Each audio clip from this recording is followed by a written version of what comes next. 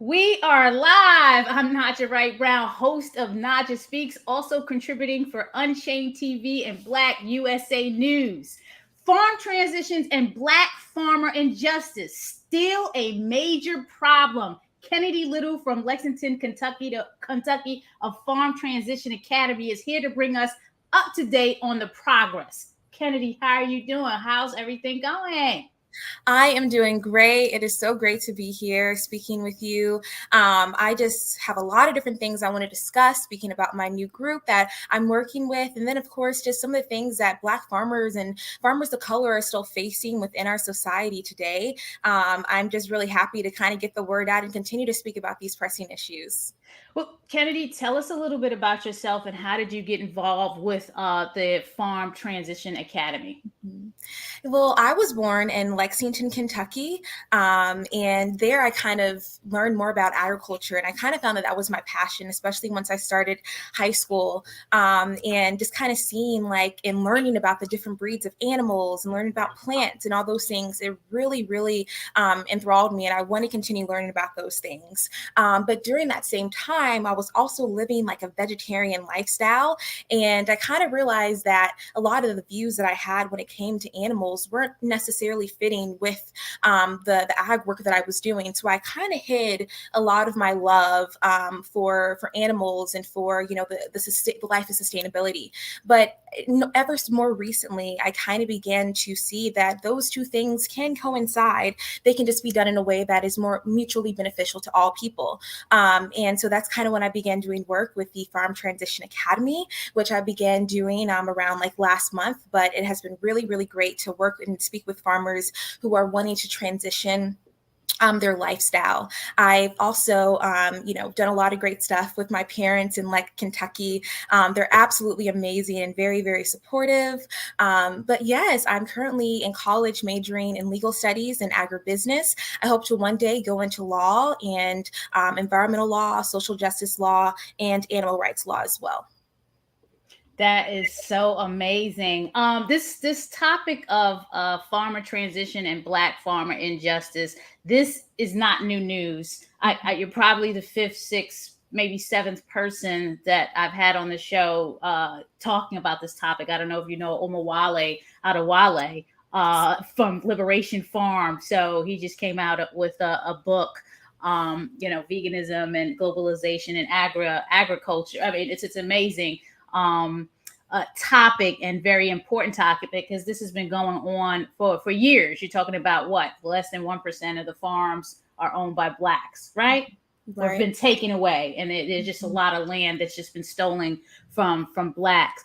Should grassroots organizations, because we got a lot of grassroots organizations that are taking the onus. It seems like the onus is on them to make this right. What are your thoughts about that? Because I have my opinion about it. What is yours? Mhm. Well, you're completely right. A lot of these issues that are many farmers of color are facing, it's not new. But we need to continue to be speaking about these issues because it's going to be a way that we can kind of get to some sort of justice. We have to identify these issues that Black farmers are facing because we cannot begin to build and reform on an already broken system. And a lot of these issues that are facing Black farmers are so interconnected with environmental injustice, environmental racism, economic injustice, and those are all issues that we have to continue to speak about. And then also when it just comes to farm transitions, that's something that isn't too broad when we're speaking about vegan topics. It's something that needs to be spoken about more because that is a way that we can get to more food equality. And it's going to be difficult to get to those things if we are not focusing on issues that are affecting farmers of color because that is an issue within itself. So although organizations like Farm Transition Academy are attempting to make a difference, the onus should not be on us because a lot of that comes with a very big financial stake. And not all of these small organizations have that money to continue to support and build the lives of these farmers up. We have to turn to our government or other places where money is more plentiful, and where a lot of these things can continue to reimburse and help individuals within the world of agriculture, because it's not an easy job. So yeah, that's kind of like where this basis lies. And in order for us to continue to grow and make better changes, we have to understand that agriculture is a very, very important thing, but we want to get to a point where we are able to eliminate animal harm, where we are able to eliminate all harm in general, so that farmers of color are able to also transition into this road. It's going to be difficult for them to see other things as valuable and as worthy of change if they are not valued themselves. What more can politicians, in their power, in their power, I have to say, because I really don't know the actual power of politicians. I mean, because again, we have a number of problems that have been in existence way before I was born, and my mother was born, and my grandmother was born. What can they do and really do more that hasn't already been done?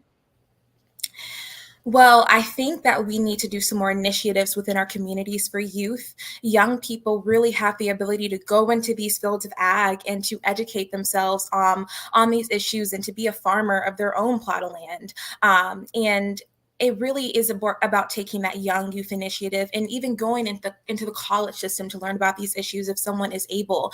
I know I attended college where I'm sometimes the only person of color in my classroom, but that is something that needs to be, more students of color need to be in these agriculture rooms, because we all have something really, really beautiful to offer. On top of that, we need to, put more of an emphasis on environmental sustainability and, of course, animal rights issues. All these things are super, super important. But of course, if we have people and farmers of color that are still being disparaged, then it's going to be hard to kind of see that issue as a whole. So it's really, really important to look into those things. It's also important that these people in power are looking more into these land grant programs that many HBCUs have. There's around 19. I know I've attended one, and it was a really, really great experience. Super, super impactful. It was at the Kentucky State University, and I can still remember going and seeing the land and learning the history, learning about all the different political figures like Martin Luther King that went to Kentucky State to kind of learn more about that ag program and then invested more money into it. So all of those things are super, super important. Learning the history. There's also a couple politicians within our Congress who are continuing to create programs for farmers of color. Cory Booker is one who is a vegan congressperson who is trying his best to create a bridge within the food disparity that we are seeing. So learning about these things and seeing kind of like where that power lies is super, super important. As individuals, it is a democracy, so we do have that opportunity to do things ourselves, like learning about who our Congress people are, running for Congress, learning about who our council members are, our local politicians. Those things are very important as well.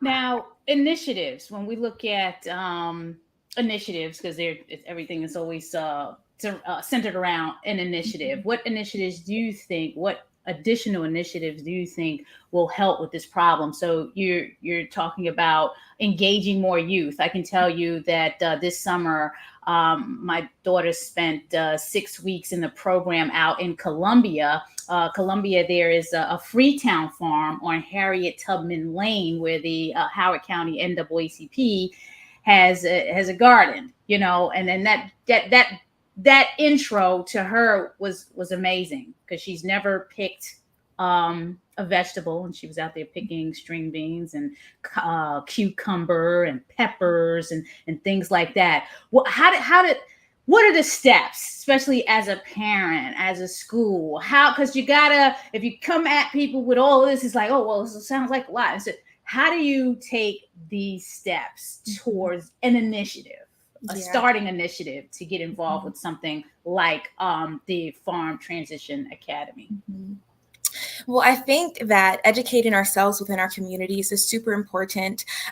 There's a lot of there's something newer that wasn't around 15 years ago, was something called Vegan Fest. And that's becoming very popular in different cities like Baltimore and Lexington and Louisville, even here in my home state. And it's like a week-long event where local restaurants that are vegan are supported. I've worked at a vegan restaurant. I still am connected and work at the restaurant, but it's called The Social Vegan in Lexington, Kentucky. And it's a Black-owned small vegan business. And we just opened up the location in Tallahassee, Florida. And what we do is we really try to supply a lot of our ingredients from local Black farmers. And that is just one thing alone that can really, really it can impact your community, and it can show that you are standing in a line of history where you really, really want change to happen. And not only are you talking it, but you're showing it as well. And there's a lot of great ways that we can showcase veganic agriculture and show that it is possible to supply vegan food to consumers and do it in a way that is as most ethical as possible. I also know you through the Friends of the Earth and the Chili on Wheels work that they're doing with the Youth Steering Committee. I'm one of the 10 members of that. And what we do is we're trying to bring plant-based milks and plant-based foods into the K through 12 school system. And working with schools is a very, very important thing. We need to educate environmental sustainability in our classrooms and in our colleges, at our HBCUs, because this is the future. And when we're speaking about young people entering into the field of agriculture, we should hopefully get to a point where just the knowledge of the correct ways to farm that is most that creates the most reciprocity to our land and to our environment, to the people, all of those things should kind of just be, they should just be known, hopefully, in the future. So that's kind of some of the ways we can try to get to that point. Excellent. Love it. Love it. Love it.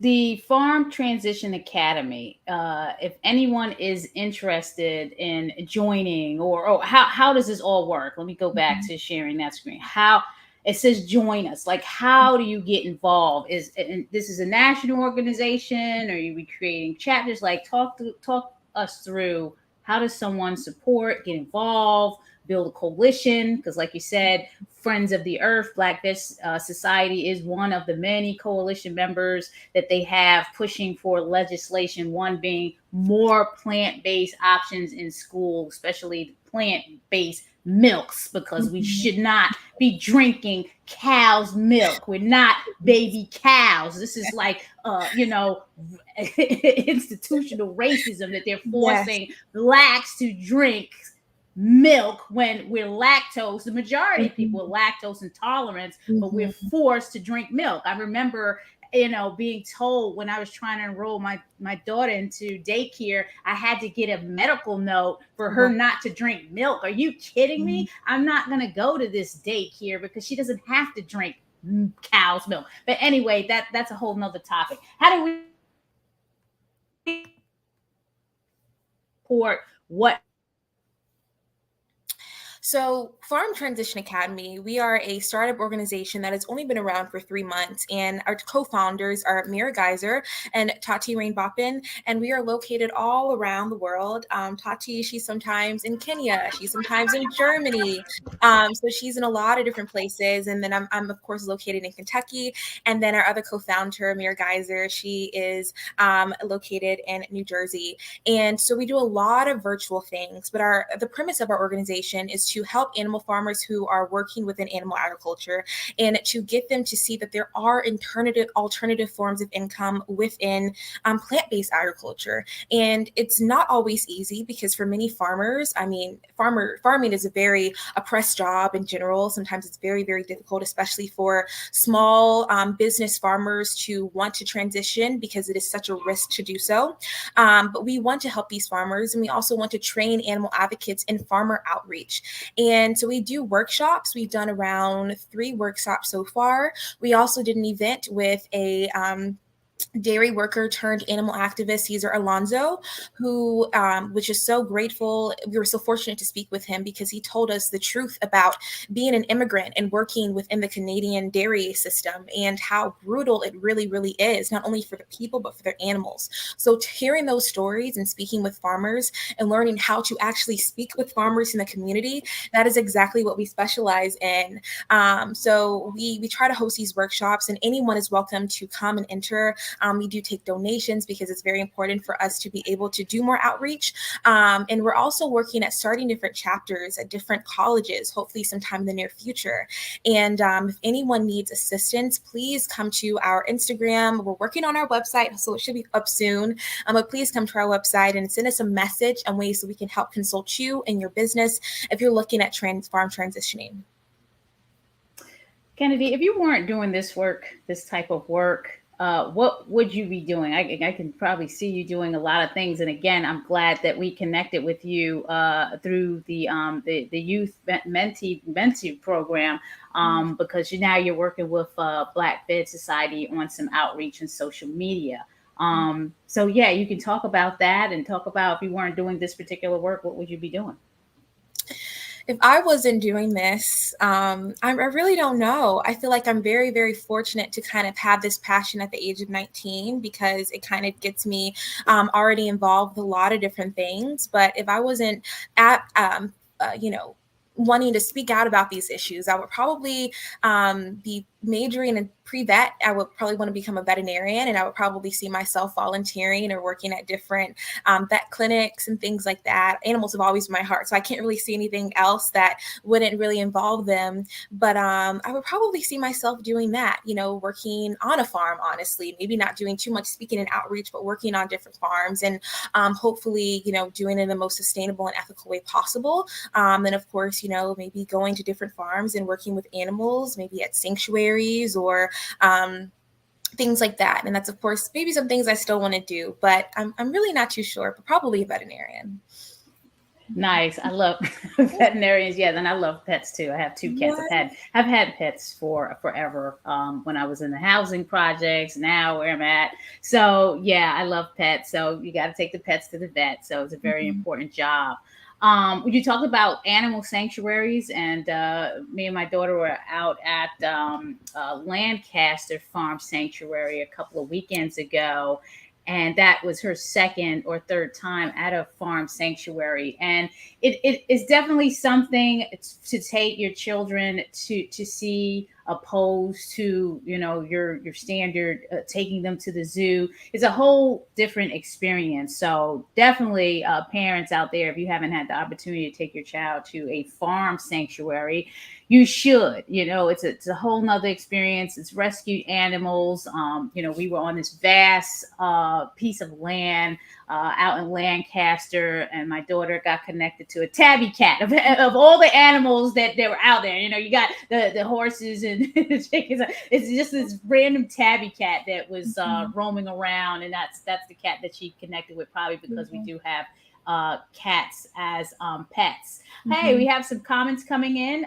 Celia, you are an inspiration, Kennedy. You give hope for the future. Thank you so much. We appreciate that comment, Celia. Thank you. Simon that said nice too earlier. And Tom, one of our frequent viewers. Hi, how are you? Nice to see you as well, or nice to see your comment. So thank you for tuning in.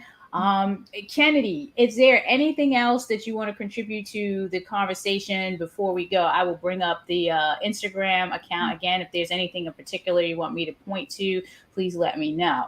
So I would love to address your last point about the farm sanctuaries. I think that it's just such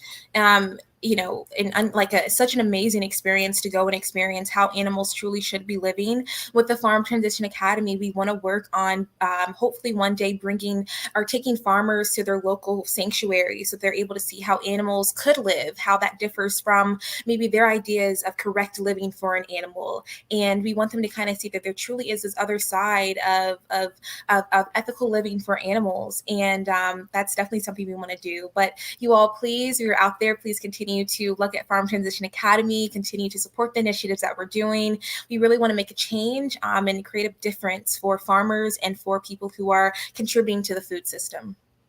Is the Farm Transition Academy going to have any upcoming what is it, you had something here, how to reach out to farmers, any type of workshop, webinar, information session Anything coming up soon? Yes. So we do have one coming up, and that's going to be with I believe, a Colombian farm transition farmer who is going to be talking about how he turned his animal ag farm into something that involves plant-based food. And that's going to be for US viewers and also for the Colombian viewers. But yeah, we're really trying to do more outreach globally as well. So that's going to be coming up soon in the month of October. Okay, definitely. Please keep us posted on that so we can share that information. You're tuning in to Naijha Speaks. I'm normally on every Thursday at 11 o'clock. But as I spoke with Kennedy, I had to create a special edition today on Sunday Live. As you can share, and watch this anytime, anywhere. The Black Biz Society is meeting people where they are, all people, all ages, all demographics, where they are on their holistic health, vegan, and plant-based journey. And we do appreciate your support. If it wasn't for the support of our funders and individual supporters and sponsors of events, we couldn't make any of this happen. So please subscribe, like, share, and comment, and go to blackvidsociety.org and show your support. Much appreciated. Please, someone needs to know about the Farm Transition Academy. Someone needs to know about Kennedy Little out in Lexington, Kentucky. Someone needs to make that connection. And someone definitely needs to follow at Farm Transition Academy on IG. So please do that today. Again, support, because we each one have to teach one to get this word around. So much appreciated. Thank you for coming on the show. Kennedy, we have another comment. Yes, Afro Soul. I had Afro Soul on the show the other day talking about Soul's Dance. I hope everything went well Saturday. I wasn't able to make it out. Just the schedule is really tight. So sending blessings your way. Again, before we shut down for the day, anything else you want to add, Kennedy? I just think that it's important to add that we all have the power to create change, whether it's changing our diet or, supporting our local Black farmer or farmer of color. These are all issues that still need to be talked about. There's still farmers that haven't had their stories heard, that are still suffering from years of oppression. And although things are changing, we thankfully do have, bills that are being passed, reimbursements that are being owed, that are being given. Those things are really great, but there's still so much that we can do as individuals. So yes, support the Farm Transition Academy and support, farmers of color. It's also important. And thank you so much for having me. You're such an inspiration. It's so amazing to be a Black woman speaking with a Black woman about such important issues. It's really amazing. Thank you. I'm so happy that you said that, Kennedy, because it is our responsibility as Black women. I'm also Latino, that we lift our sisters and brothers up, but definitely our sisters. Sometimes we can make the mistake that this is a competitive market, because that's what we've been taught, and we need to be competitive with each other. But no, we can all band together and lift each other up all at the same time. So I appreciate you saying that. And with that, I'm sending blessings to everyone. Please, whatever you do out there, whether you're going to the animal sanctuary, whether you're going to connect with Farm Transition Academy and find out what they're doing, whether you're going to reach out to Kennedy because you found out she's in Kentucky and you have a connection, please be well and be safe. Thank you, everyone.